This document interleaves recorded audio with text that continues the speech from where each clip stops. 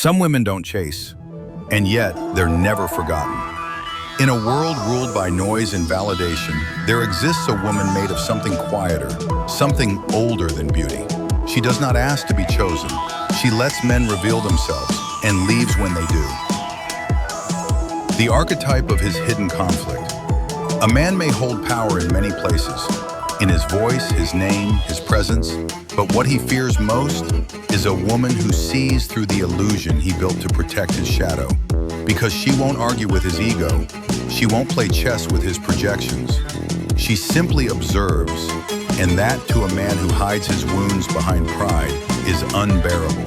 He will never admit this, that her stillness makes him question the self he pretends to be. She holds a mirror he cannot escape, and in that mirror, he sees not who he is, but who he refuses to become.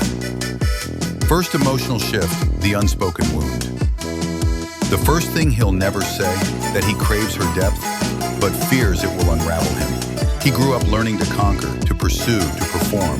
No one taught him how to feel, only how to suppress. When a woman arrives, not to flatter, but to reflect, she unsettles the performance. She awakens the boy in him who was told that vulnerability was weakness. And though his body may move toward her, his soul stumbles backwards.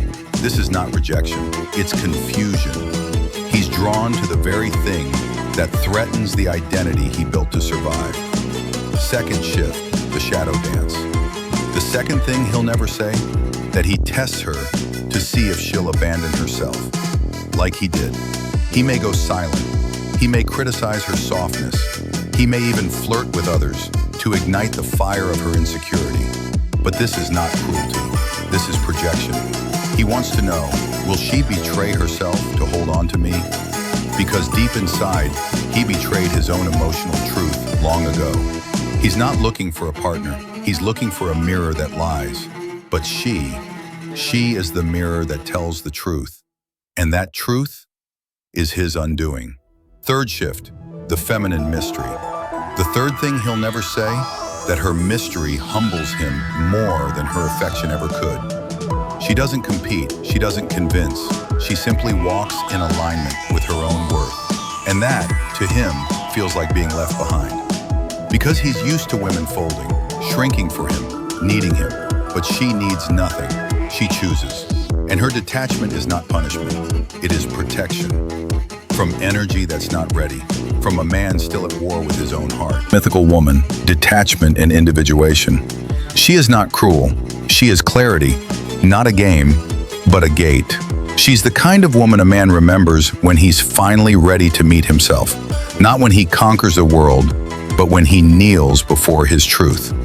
In Jungian terms, she is the Anima, the inner feminine that stirs inside every man, urging him toward wholeness. But he must cross the fire of ego to reach her, and few ever do. The woman who holds her emotional boundaries becomes the axis of his transformation, or his most haunting regret. In Vach, the enactomythical woman, the axis her boundaries that copulate was dated, continue professional enforcing. Prosing remanger in prose's value, whence from light and sullen planet, to be ever the long company, and raise forms eight in alls. Closing liberation line. She will not explain her absence. She will not apologize for her silence, because she did not leave to be missed.